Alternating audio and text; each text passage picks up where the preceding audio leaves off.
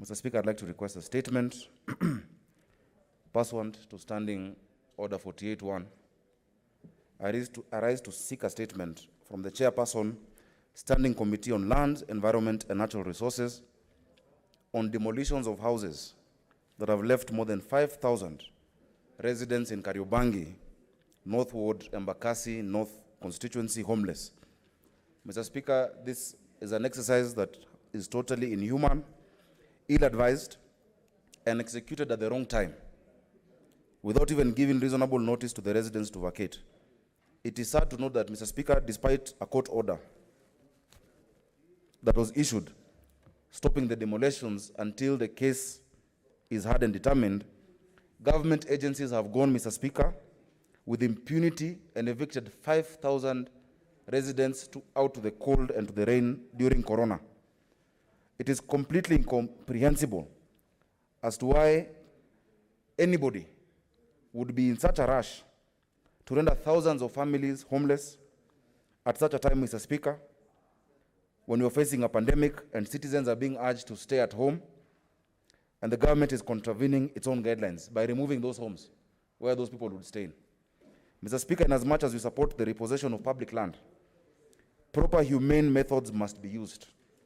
Those affected by these demolitions are the most vulnerable in our society, and they deserve protection from the government. In view of the above, Mr. Speaker, I would like to request the Chairperson in response to address the following. One, to give us a detailed report explaining the circumstances that have led to eviction of the residents of Kariobangi sewerage area in Kariobangi North Ward. Number two, to give a report, because we know the other demolitions that are being planned, to give a report on all the land in Nairobi City County that is officially mapped as public land and road reserves, and to tell us where else these people intend to demolish so that we can take care of our people. Mr. Speaker, to outline the mechanisms that have been put in place to ensure human rights of innocent residents are not infringed upon during such exercises, to give the status of any illegal action taken to charge government officials involved in illegal allocation of public land in Nairobi, and to explain how the government is going to compensate the affected residents and going to take care of them and cushion them, Mr. Speaker. Mr. Speaker, the Chair should note that just 5 kilometers from where these people have been evicted, the government today has announced that there are 29 coronavirus cases. 45 in Nairobi, 29 in Isili, 5 kilometers from there. So we need to know what is this urgency to leave people out in the cold, and at a time where you even restricted them, they cannot even go to their rural homes if they want to leave Nairobi. Mr. Speaker, kindly direct that we get a response in a week, Mr. Speaker, kindly. You want to speak on the same? Yes. Okay, Leader of Majority. This Senate, Mr. Speaker, time and again, has been very firm on issues that affect common mwananchi. And I therefore want to congratulate the Senator of Nairobi for coming with this statement. Mr. Speaker, I watched with awe and shock, Mr. Speaker, the events of that event of demolition. And Mr. Speaker, it's not just in Nairobi. This has been happening in other parts of the country and has happened for a long period of time. We need to remind public officers that, Mr. Speaker, the fact that we are facing a pandemic does not mean there is a suspension of human rights. Does not mean, Mr. Speaker, there is a suspension of rule of law. And does not mean, Mr. Speaker, that persons who are holding public office are not going to be held accountable for their, Mr. Speaker, actions under their departments and their dockets. So, Mr. Speaker, so that this Senate can be taken seriously, I think even 1 week is long, Mr. Speaker. Yes. Yeah, Mr. Speaker, the committee must act immediately, Mr. Speaker, so that by tomorrow, they are updating this House even online, Mr. Speaker, about the progress. And, Mr. Speaker, we want to see action being done. And the committee summoning the officers involved to appear before them tomorrow and tell the public what remedial actions they have taken. Mr. Speaker, as we speak at the moment, Senator Sakaja knows that his county has been militarized. It's no longer a civilian government. Nairobi, Mr. Speaker, is a military county. Something that I would never have imagined when we passed the Constitution of Kenya 2010. It's a shock that, Mr. Speaker, active military men who are supposed to operate in barracks and borders of Kenya are running civilian governments, Mr. Speaker. And yet this House is sitting here, ululating and clapping and cheering, Mr. Speaker. I gave a statement here when Nairobi, Mr. Speaker, was taken over. I made a statement here. Newspapers went out and said, I am so-and-so's man. Mr. Speaker, I want to remain consistent. The militarization of a civilian government in a county government, Mr. Speaker, is the worst form of violation and overturn of our constitution.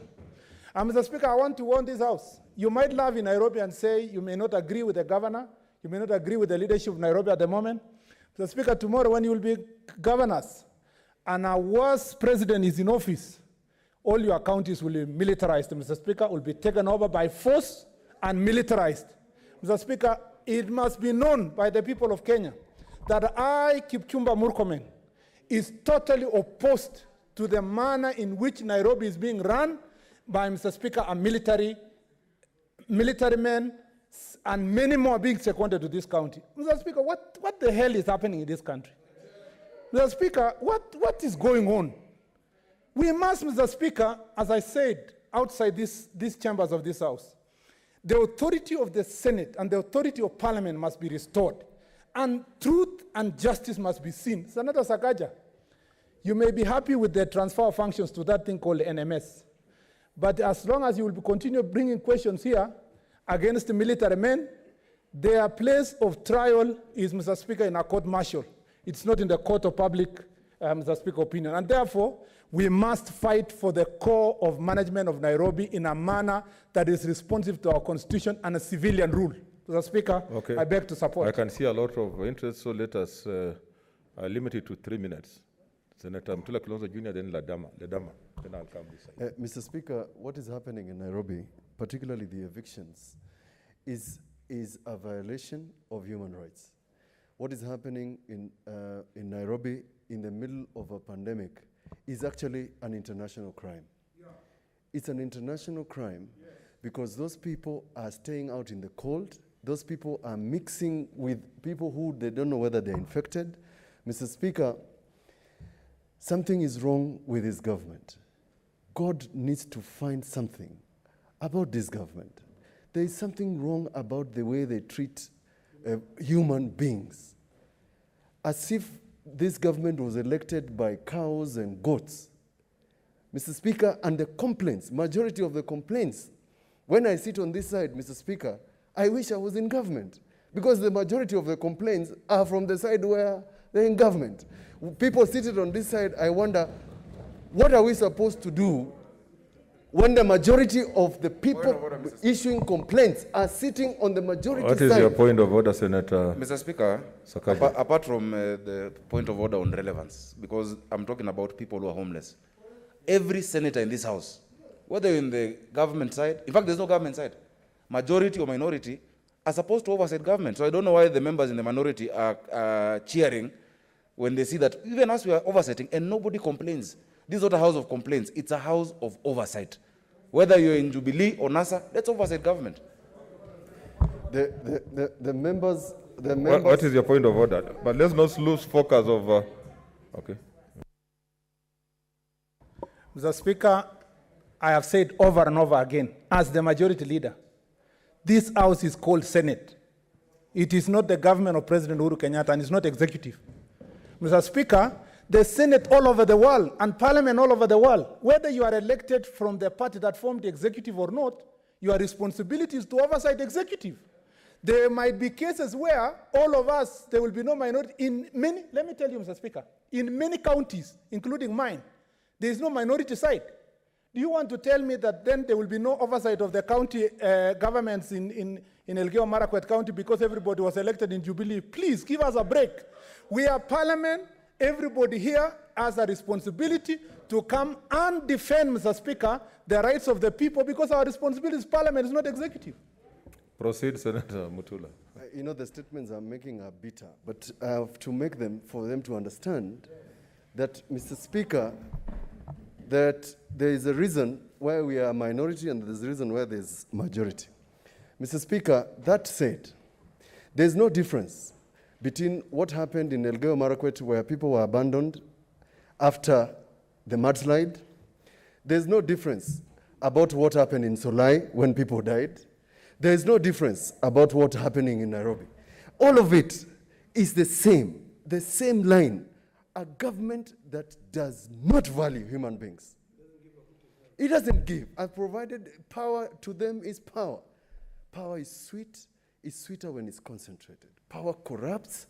Power has corrupted. And therefore, Mr. Speaker, I agree with Senator Murkomen on the point that we cannot wait for a week. Children are hungry.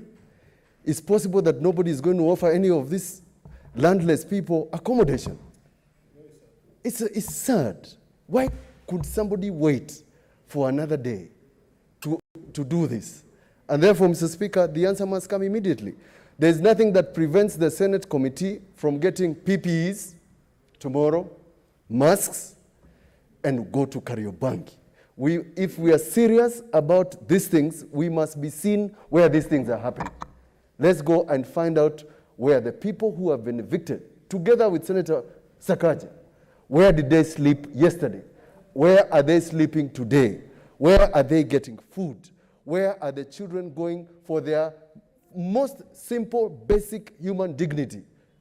To the sanitation or toilet. But lastly, Mr. Speaker. Order, Senator Ledama, relax. Yes, proceed. Recently, I mentioned the book of Revelations, and Senator Ochilo Oyako told us about where this book was written. When finally judgment is written about this government, I'm telling you, only the book of Revelations is going to tell you there will be gnashing of teeth. There will be a bottomless pit for members of this government. Thank you. Senator Ledama.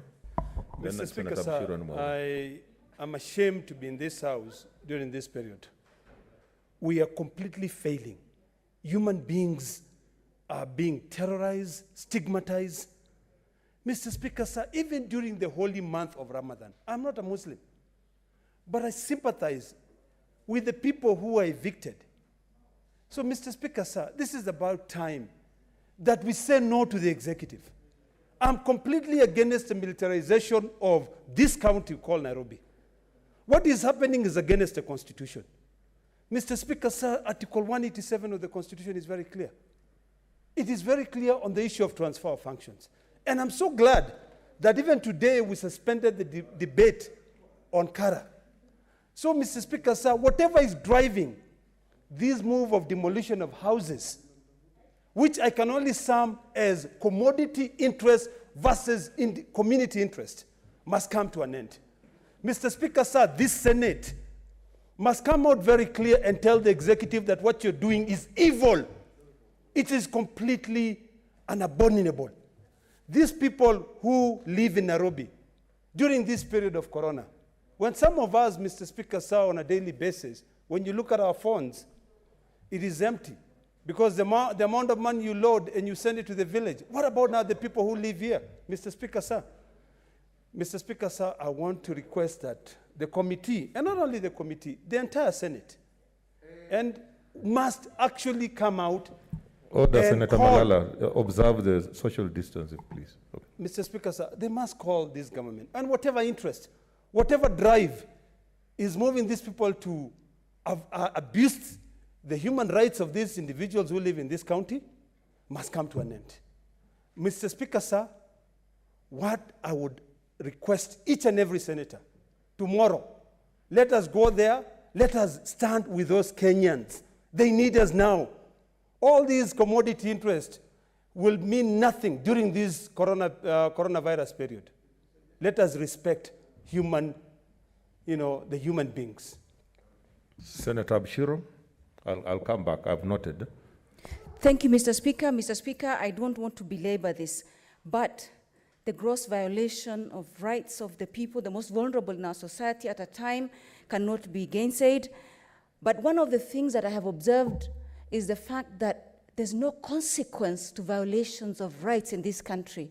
I think even if we go we might be seen to have reacted to it, but for as long as those people go without accounting for the things they've done, the duty bearer for this is the government, the duty bearer for this is the executive, but no, be it Solai, be it other gross violations, we've not seen consequences. So how different is this going to be even if we all go there? So for me, what I think is this, Senator Sakaja, and congratulations for bringing it, we have a thematic area under social justice and human rights, even in the COVID committee. And because these people have been exposed to the COVID committee as well, perhaps we could join hands with the committee of lands where I sit and make sure that we bring the people to book and hold government accountable. Mr. Speaker, the issue is that there's never a consequence. When is this House going to achieve a situation where gross violations of our Constitution and the rights of our people actually get a consequence for the perpetrators of this? We're looking like we just want to go there, but let's see what action would ensure that people pay for these violations. Thank you, Senator Mr. Speaker. Mwaura. Thank you, Mr. Speaker. Mr. Speaker, since people started wearing masks, and I think they are speaking from both ends of the mouth because some sound must come from somewhere. Because, I mean, who is speaking here, really? You know, who is speaking here?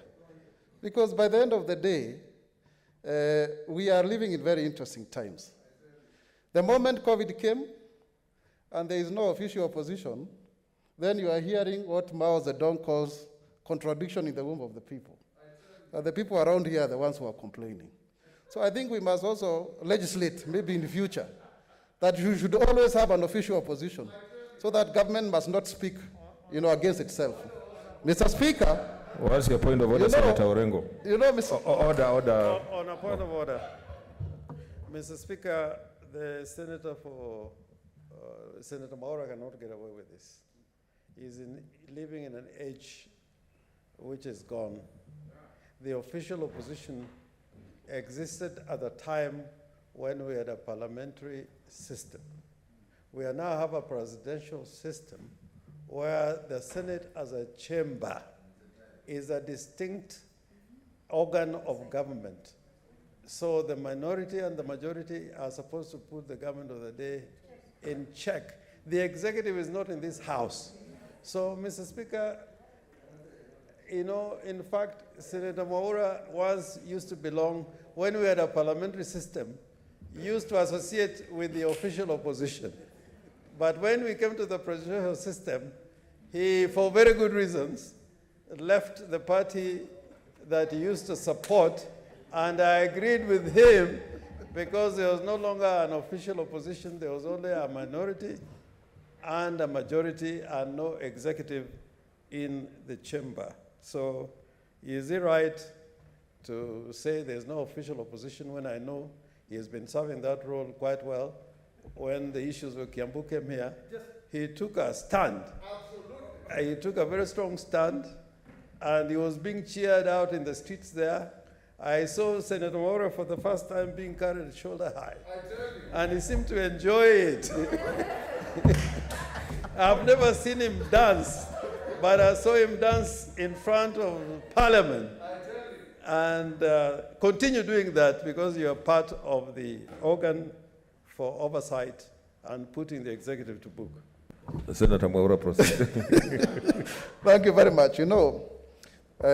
My senior and elder, Senator James Orengo, who I have admired since my childhood, has actually elucidated very well the role that we are supposed to play as a parliament. But you see, if you look at Socrates, when he was criticizing, Plato, in terms of in his Republic, he talks about the rule of law that is, executed by the elite as just the justice of a band of robbers.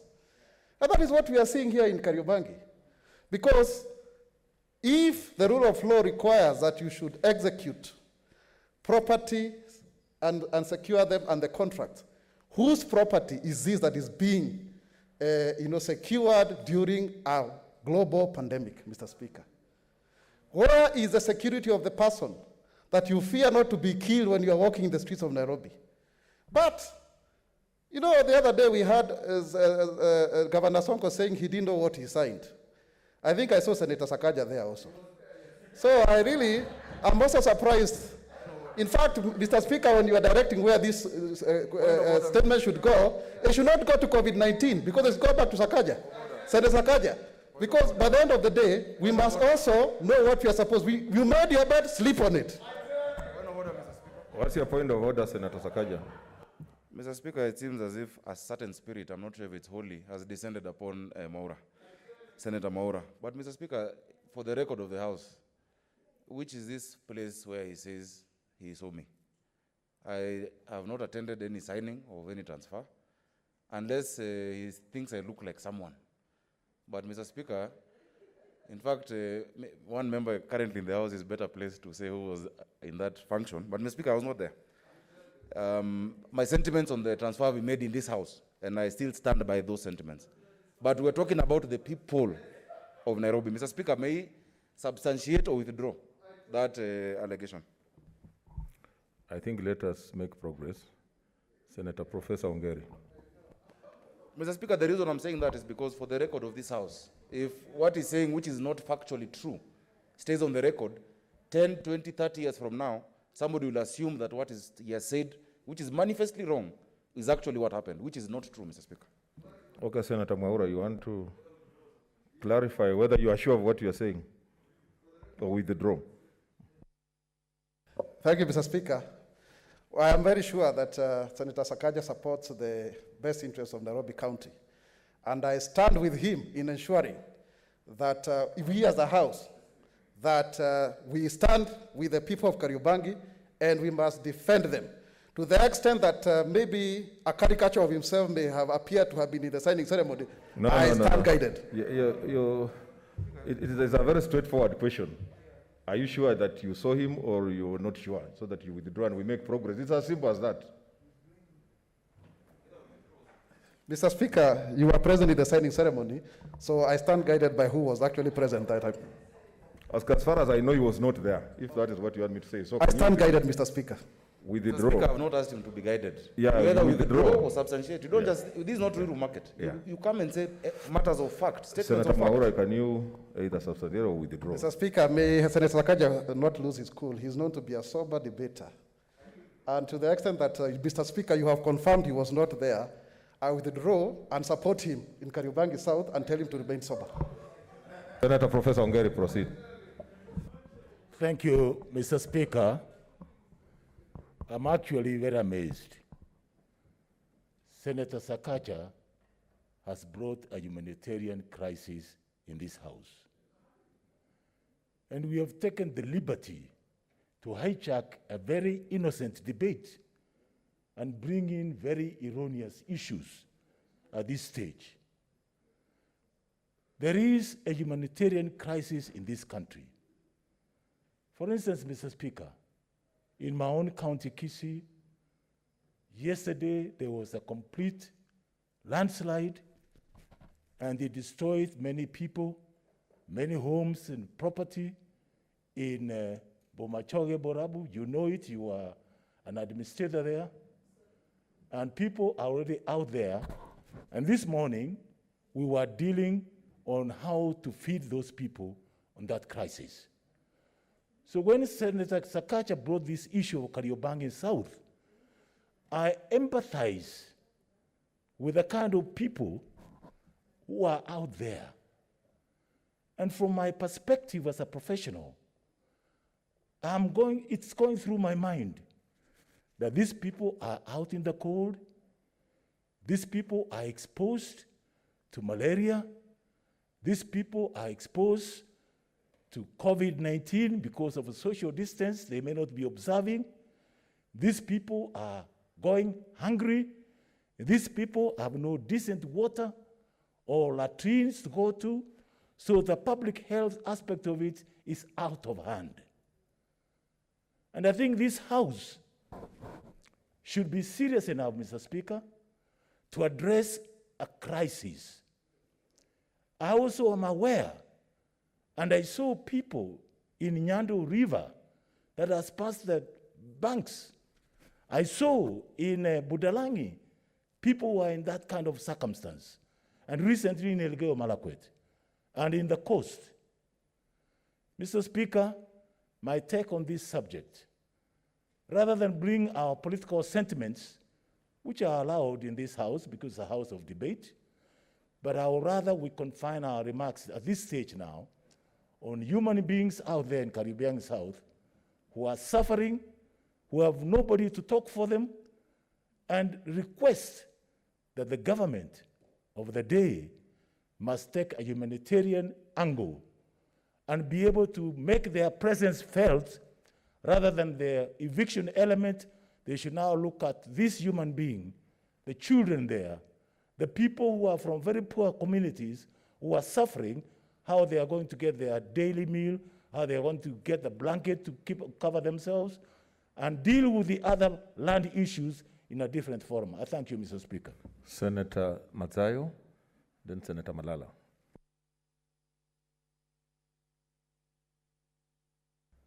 Asante Bwana Spika. Bwana Spika, kwanza nataka nimshukuru ndugu yangu Sakaja kwa kuleta hii hoja hapa. Lakini cha muhimu zaidi ni kwamba ukitokea shida kama ile niliyoona katika sehemu fulani,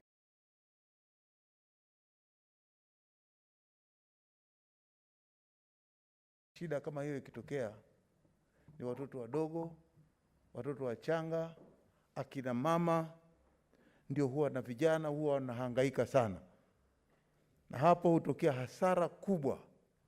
Niliona kama ni kitendo cha unyama ambacho hakijatendeka katika taifa hili, kuona mama akitupwa kando na mtoto anatupwa kando bila kujali ndani ya hiyo nyumba kuna nini ama kuna nini, mali kuvunjwa na kutupwa, hata masufuria yale ambao pengine wangeweza kupikia baada ya hiyo ghafla imetokea pia nao pia kutupwa. Sasa sijui kama hawa Wakenya wenzetu ambao hata kama wameketi kwenye nchi ama kwenye ardhi ambayo si yao, kuweza kufurushwa kwa namna hiyo kama ambaye si wa Kenya ama si watu wa hapa, wanalindwa na sheria zetu za Kenya. Bwana Spika, kuna wakati inatakana tuweke sura ya ubinadamu katika utendakazi, haswa upande wa polisi, ama ikiwa kuna amri ya kwamba nendeni mkavunje mahali fulani, inatakikana tuweke sura ya ubinadamu, kuona kwamba hata ikiwa hiyo itafanyikana, watoto, akina mama na vijana wadogo ambao wanakwenda skuli, vitabu vya watoto viko ndani, na hali kadhalika ya maisha ambayo wanajimudu isiharibiwe hata wakitolewa kwenye haya makao. Bwana Spika, nataka kusema kwamba hili tokeo kama hili, nafikiria Sakaja angekuwa aliona, nikisema wakati ule Waswahili wakisema ya kwamba ukiona cha mwenzako chanyolewa, chako tia maji. Nilikuwa katika hili bunge na yeye akiwa hapa, na nikasema kwamba maeneo ya Mtwapa watu wanavunjiwa nyumba, watu wanateswa sana, wanatupwa nje, mali zinatokotwa pande hii na pande hii kwa sababu ya mtu mmoja anasema yeye ni bonyenye, hiyo ardhi ni yake. Lakini baadaye mnakuja kujua kwamba hiyo title deed yako nao pia ni fake. Wale watu waliofurushwa saa hiyo watafanywa namna gani? Na huyo mtu alikuwa na order, anasema hapo na order ya kotini. Kwa hiyo tutasema ya kwamba ubinadamu saa nyingine ni kitu muhimu sana, na serikali ni lazima iangalie. Tunataka kuona ya kwamba pia saa hizi ni wakati mbaya, sio wakati wa kuchukua hatua kama hii. Wakati wa hii COVID-19 sio ugonjwa wa kucheka. Saa hizi ni ugonjwa ambao ulimwengu mzima kila mtu anauogopa, na ni jambo la kuzingatia sana sisi kama Wakenya. Sio kuweza kudharau Wakenya wenzetu kwa sababu wameketi mahali na kuweza kuwatoa kwa sababu tuko na uwezo wa kuwatoa. Lazima mambo kama haya serikali ikome kwa wakati huu, iangalie mambo ya ugonjwa kwanza. Bwana Spika, la mwisho ni upande wa watu kama hii hatua itakayochukuliwa, hatua iliyochukuliwa na serikali. Wale watu saa hizi wanahitaji madawa. Wale watu saa hizi wanahitaji chakula. Wale watu wanaishi hapa Nairobi na ni wa Kenya. Wale watu wanakuwa wagonjwa, wako nje, wanalala barabarani, wanalala kwenye misitu, wanalala kwenye maeneo ambayo hayafai hata binadamu yote kulala ama mnyama kulala. Kwa hiyo Bwana Spika, mimi langu tu ni kwamba serikali vile ilichukua mkondo huu wa kufukuza hawa watu hapa Nairobi, na mkondo huo umechukuliwa maeneo ya kama Kilifi, utaona ya kwamba wakati huu hata Malindi juzi wametoa Malindi mzima, wapiga watu kila mahali, wamenunua mijaledi ya kuchapa watu. Sijui ni sheria gani katika hii serikali inaweka kwamba askari sasa anaweza tumia mjeledi kuchapa Mkenya mwingine. Bwana Spika, naona ya kwamba heshima ni lazima iweko. Kwa hiyo Mkenya ana haki ya kuishi hapa na ana haki ya kuheshimiwa. Asante sana Bwana Spika. Senator Malala, then Dulo. Thank you, Mr. Speaker. Mr. Speaker, I stand to support my distinguished cousin, Senator Sakaja. I thought you were cautioned about relatives and ranking them, whether they are distinguished or not distinguished. I stand guided. Thank you, Mr. And I've also noted that most of you are just, they're not even your relatives. So you are, be careful. Okay, proceed. Thank you. I stand to support the Senator for Nairobi for bringing out this matter. I watched this matter both in the broadcast and print media, Mr. Speaker, and I was perturbed. I was perturbed because, Mr. Speaker, the intent might be right, but the timing is wrong. Mr. Speaker, we are all alive of the fact that we are fighting with the COVID-19 pandemic, Mr. Speaker. Mr. Speaker, these families are left in a catch-22 situation, whereby both yes and no are wrong for them. Because, Mr. Speaker, they have been kicked out of their houses. They do not have a shelter. Yet, at 7 p.m. today, they expected to be in their houses because of the curfew, Mr. Speaker. Absolutely. Where will these families go when the curfew hour reaches, Mr. Speaker? Mr. Speaker, Nairobi is under lockdown. Most of these people come from the rural parts of Kakamega, Bungoma, Busia, Siaya. If they have been evicted from their households, Mr. Speaker, where will they go? Yet they cannot even travel back to their rural homes, Mr. Speaker. Mr. Speaker, we exist in a dispensation whereby even the government itself disregards the rule of law. The Chief Justice recently issued a circular stating clearly that he has suspended execution of any court order. I don't know why the same government defies the orders or the direction given by another arm of the government, Mr. Speaker. Mr. Speaker, we have very many vulnerable cases in Kenya, but we have officers, government officers, who do not have a sense of humanity, Mr. Speaker. We have seen people suffering, Mr. Speaker, in other constituencies like Matungu, Mumias West, because of the floods, Mr. Speaker. Mr. Speaker, at the same time, we've seen government officials spending 4 million shillings for tea, Mr. Speaker. I think this government has got misplaced priorities. Lastly, Mr. Speaker, I want to, in as much as we are condemning the government, on this particular case, I want to commend them on the issue of the Ruai land, Mr. Speaker. Mr. Speaker, they did the correct thing, but they did not handle the matter conclusively. Repossessing the Ruai land is not an issue. We want to know who the grabber was. Are you asking another question, or because No, you're digressing now? No, we're not. It's a matter related to evictions. Yes, No, I think I'm free to comment on it. And your time is up. Yes, Mr. Speaker. I'm finalizing.